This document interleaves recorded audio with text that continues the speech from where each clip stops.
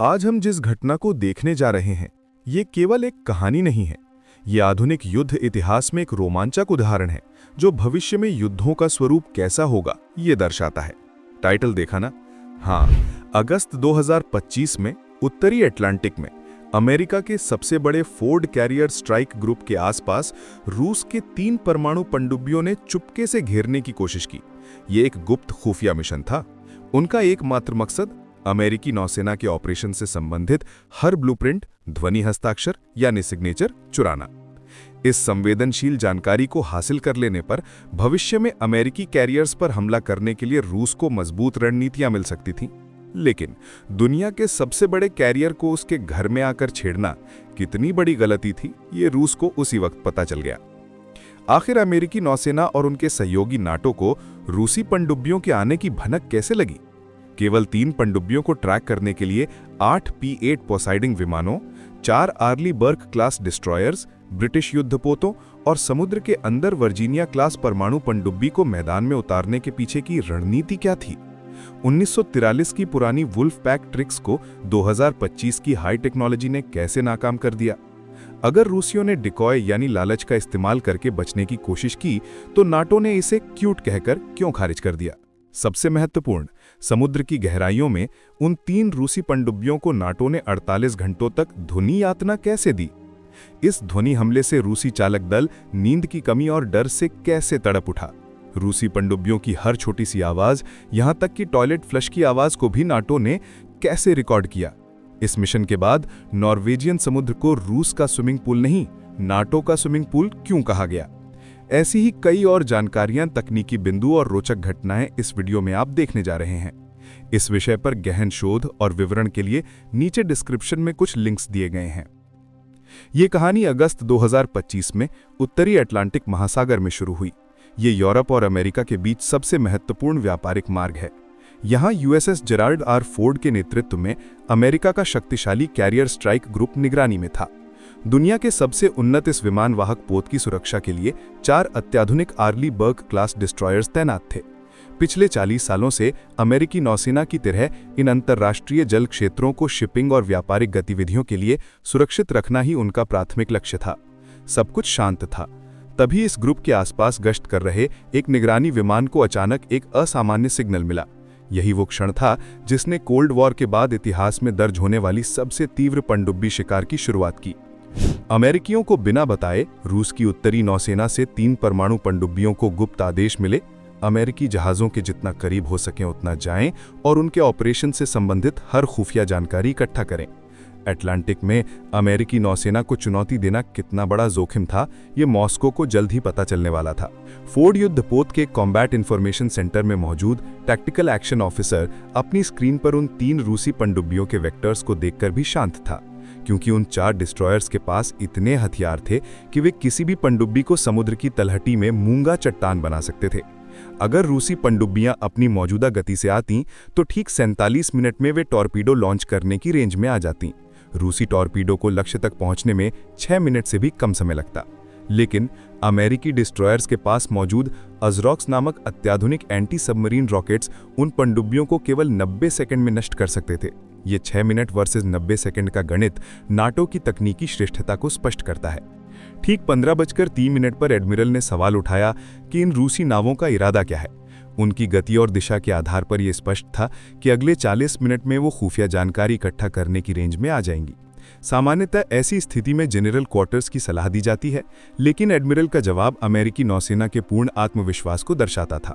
देखते हैं वे अपने आप को कितना अपमानित करना चाहते हैं। तब तक शांत रहें। ये शांति ही इसके बाद होने वाले सबसे समन्वित नाटो हमले की शुरुआत थी। ठीक 15:15 पर रूसियों ने एक चालाकी भरा डायवर्जन प्लान लागू किया, जो उन्हें बहुत चतुर लग रहा था। 3 पनडुब्बियों में से एक लगभग 200 मीटर की गहराई पर आकर जानबूझकर तेज आवाज करने लगी। इसका उद्देश्य अमेरिकी निगरानी का ध्यान अपनी ओर खींचना, ताकि बाकी 2 पनडुब्बियां गहरे और चुपके से कैरियर स्ट्राइक ग्रुप की ओर बढ़ सकें। ये रणनीति द्वितीय विश्व युद्ध में जर्मनों द्वारा इस्तेमाल की गई 1943 की वुल्फ पैक टैक्टिक्स जैसी थी। लेकिन ये 2025 है। नाटो नौसेना के पास मौजूद उन्नत ध्वनि प्रोसेसर्स यानी आवाज का विश्लेषण करने वाले कंप्यूटर्स ने इस अंतर को आधे सेकंड में पकड़ लिया। शोर मचाने वाली पनडुब्बी केवल एक डिकॉय यानी लालच थी और अंदर की ओर बढ़ रही बाकी 2 पनडुब्बियां पुरानी टेक्नोलॉजी की थीं, जिनकी आवाज खरीदारी की ट्रॉली के टूटे हुए पहिए के जैसी थी, यानी वे बिल्कुल भी शुभ नहीं थी। वास्तव में रूस एक समन्वित खुफिया ऑपरेशन चलाना चाहता था। उनका लक्ष्य युद्ध नहीं बल्कि जासूसी था। वो फोर्ड कैरियर ग्रुप का डिजिटल ब्लूप्रिंट बनाना चाहते थे, यानी जहाजों के ध्वनि हस्ताक्षर, राडार फिंगरप्रिंट्स और उनकी फ्रीक्वेंसीज को रिकॉर्ड करना। इसके अलावा हर 90 सेकंड में कैरियर से विमान लॉन्च करने के पैटर्न का विश्लेषण करके चालक दल के शिफ्ट शेड्यूल, मेंटेनेंस की अवधि और कैरियर के सबसे कमजोर समय को जानने की कोशिश की।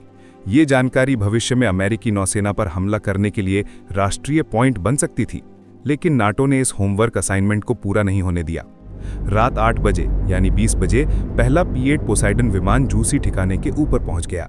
$130 मिलियन की कीमत वाला दुनिया का सबसे उन्नत पनडुब्बी शिकारी ये विमान रूसियों को ध्वनि हमले का स्वाद दिखाने लगा। P-8 ने बॉक्सिंग पैटर्न में सोनोबॉयज गिराना शुरू किया। ये डीकैस बॉयज पानी के अंदर माइक्रोफोन की तरह काम करते हैं। इनकी कीमत कई रूसियों की वार्षिक आय से भी ज्यादा थी।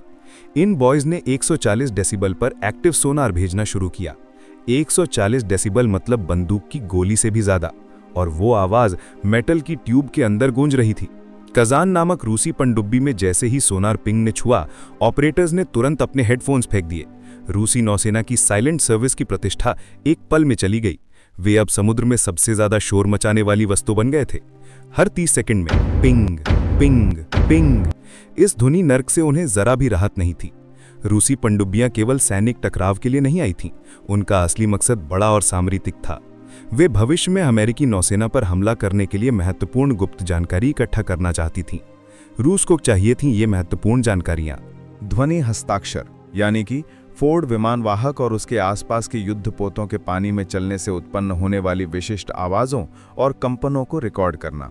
इस ध्वनि फिंगरप्रिंट को पहचानने पर भविष्य में उनकी गतिविधियों को दूर से ही ट्रैक किया जा सकता था। सहायक जहाज़ों की व्यवस्था का नक्शा। मुख्य जहाज को उसके सहायक जहाज यानी रक्षक जहाज कैसे घेरे रहते हैं और ये व्यवस्था कब और कैसे बदलती है, इसका नक्शा तैयार करना। Radar fingerprints. विमानवाहक के मस्तूल पर मौजूद हर रडार की विशिष्ट तरंग दैर्घ्य, पल्स पैटर्न और पावर लेवल को रिकॉर्ड करना। इस जानकारी से रडार सिग्नल्स को जैम करने वाले उपकरण बनाए जा सकते थे। कमजोर समय। विमानवाहक हर 90 सेकंड में एक विमान भेजता है। इस पैटर्न का विश्लेषण करके चालक दल के काम के समय, मरम्मत के समय और जहाज की रक्षा में कमजोर होने वाले महत्वपूर्ण समय को पहचानना। एक शब्द में कहें तो रूस का लक्ष्य अमेरिकी नौसेना के ऑपरेशंस का पूरा डिजिटल ब्लूप्रिंट तैयार करना था। लेकिन इस होमवर्क को पूरा होने से पहले ही उत्तरी अटलांटिक गठबंधन नाटो ने अपना काम शुरू कर दिया। रात 8 बजे यानी 20 बजे तक नाटो का पहला P-8 पोसाइडन निगरानी विमान रूसी ठिकाने के ऊपर पहुंच गया। $130 मिलियन की कीमत वाला दुनिया का सबसे उन्नत पनडुब्बी शिकारी ये विमान रूसियों को ध्वनि हमले का स्वाद चखाने लगा। P-8 ने चौकोर पैटर्न में सोनोबॉयज गिराना शुरू कर दिया। ये डाइकास यानी दिशात्मक कमांड एक्टिवेटेड सोनोबॉय सिस्टम पानी के अंदर माइक्रोफोन की तरह काम करते हैं, जो रूसी पनडुब्बियों को जवाब देने तक चिल्लाते रहते हैं। इन ध्वनि उपकरणों की कीमत कई रूसियों की सालाना आय से भी ज्यादा थी, फिर भी नाटो ने इन्हें बिना हिसाब पानी में डाल दिया। इन उपकरणों ने 140 डेसिबल पर सक्रिय सोनार भेजना शुरू कर दिया। 140 डेसिबल मतलब बंदूक की गोली की आवाज से भी ज्यादा, और वो आवाज धातु की ट्यूब के अंदर गूंज रही थी। कजान नामक रूसी पनडुब्बी में जैसे ही ध्वनि तरंग ने छुआ, ये ऐसा लगा जैसे किसी ने उनकी पनडुब्बी को हटाकर उसकी जगह एक बड़ी घंटी रख दी और उसे जोर से बजाया। ध्वनि ऑपरेटरों को तुरंत अपने हेडफोन्स उतारने पड़े। रूसी नौसेना की निःशब्द सेवा की प्रतिष्ठा एक पल में चली गई और वे समुद्र में सबसे ज्यादा शोर करने वाली वस्तु बन गए। हर 30 सेकंड में ध्वनि ध्वनि ध्वनि। इस ध्वनि नर्क से उन्हें जरा भी राहत नहीं थी।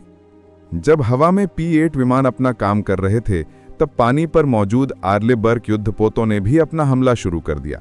इन युद्धपोतों ने अपने जहाज के सामने वाले हिस्से में लगे बड़े गोलाकार ध्वनि उपकरण यानी हल माउंटेड सोनार को सक्रिय किया। यह समुद्र में रडार की तरह काम करता है, जो शक्तिशाली ध्वनि तरंगों को पानी में भेजता है, और अगर वह ध्वनि पनडुब्बी से टकराकर वापस आती है तो उसका विश्लेषण करता है। इन सिस्टम्स की ध्वनि इतनी शक्तिशाली थी कि पास की मछलियां भी अस्थायी रूप से स्थिर हो जाती थीं। रूसियों का शिकार करने के साथ साथ नाटो ने उस समुद्री क्षेत्र को एक बड़े कॉन्सर्ट स्पीकर में बदलने का फैसला किया।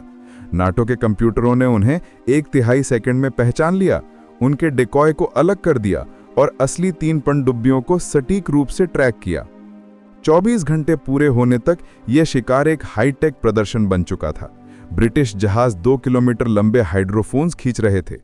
MH-60 रोमियो हेलीकॉप्टर्स 50 फीट की ऊंचाई पर रुककर अपने डिपिंग सोनार को पानी में डाल रहे थे और रूसियों की गर्म ठंडे पानी की परतों के बीच छिपने की चाल को भी नाकाम कर रहे थे। इस 48 घंटे के ऑपरेशन में 3 देशों के विमानों, जहाज़ों और पनडुब्बियों के बीच समन्वय शानदार था। नॉर्थवुड में डेटा फ्यूजन सेंटर ने सभी सेंसरों की जानकारी को मिलाकर वास्तविक समय में एक 3D वॉर चित्र बनाया। इस दौरान अमेरिका की वर्जीनिया क्लास पनडुब्बी लगभग टारपीडो से लैस एक भूत की तरह 3 दिन से रूसियों का पीछा कर रही थी। आखिरकार अमेरिकी पनडुब्बी के कप्तान ने अपने बाव एरे से एक तेज ध्वनि तरंग यानी क्विक पिंग भेजकर रूसियों को स्पष्ट चेतावनी दी कि तुम पूरे समय ट्रैक किए जा रहे हो। ये ऐसा था जैसे रेसलर जॉन सीना आपके पीछे पड़े, कभी दिखाई ना दे और बीच बीच में आकर फुसफुसाए, तू मुझे नहीं देख सकता, और फिर चला जाए। दूसरे दिन जैसे ही रूसी चालक दल नींद में खिसकने लगे, ठीक उसी समय नाटो अपनी ध्वनि तरंग भेजता। 48 घंटे बाद रूसी नाविकों को ऐसी चीजें दिखने लगी जो थी ही नहीं, और वे उन लोगों से बात करने लगे जो वहां थे ही नहीं। इतनी भयंकर मानसिक यातना झेल चुके थे। आखिरकार रूसियों ने अपने जासूसी मिशन को रोकने का फैसला किया। समुद्र के तल में पहाड़ियों के पीछे छिपने की कोशिश की, लेकिन P-8 विमानों ने मैग्नेटिक एनोमली डिटेक्शन यानी मैड के जरिए उन्हें पकड़ लिया। उनके द्वारा भेजे गए सभी डायवर्जन उपकरण बेकार साबित हुए, जैसा कि नाटो सिस्टम्स ने पुष्टि की। रूस उत्तर की ओर वापस चले गए। नाटो के जहाज़ों ने किसी क्लब से बाहर निकालने वाले बाउंसर की तरह कुछ दूरी तक उनका पीछा किया और दोबारा मत आना का मैसेज दिया। इन 48 घंटों में नाटो ने रूसियों के बारे में इतनी ध्वनि जानकारी इकट्ठा की कि उन पनडुब्बियों को अंतरिक्ष से भी पहचाना जा सकता था। उनके हर पंप, हर वाल्व, यहां तक कि टॉयलेट का फ्लश कैसे होता है, ये सब अब नाटो के डेटाबेस में था। रूसी मीडिया ने इसे सफल जासूसी मिशन कहा, लेकिन इससे सीखने वाला सबक एक ही है कि आप चाहें जितनी उन्नत पनडुब्बियां बना लें, अगर आप 2 दिन तक सबसे शक्तिशाली ध्वनि हमले को सहन नहीं कर सकते, तो अगली बार हमारे गहरे पानी में मत आना बेहतर है। यह घटना केवल सैन्य शक्ति का प्रदर्शन नहीं थी, ये शानदार समन्वय, अत्याधुनिक तकनीक और मानसिक युद्ध का परिणाम थी। रूस ने अपनी कमजोरी को जाने बिना बहुत चतुराई से जासूसी की कोशिश की, लेकिन उनकी उम्मीद पूरी नहीं हुई। अपनी निःशब्द सेवा की प्रतिष्ठा खोने के साथ साथ 48 घंटे की ध्वनि नर्क का अनुभव करने के बाद रूस ने चुराने के बजाय अपनी हर गोपनीय जानकारी नाटो गठबंधन को तोहफे में दे दी। इस घटना ने साबित कर दिया कि नॉर्वे का समुद्र रूस के लिए आसान जगह नहीं है, बल्कि ये नाटो का जल क्षेत्र है। इस कहानी में आपको कौन सी रणनीति सबसे ज्यादा पसंद आई?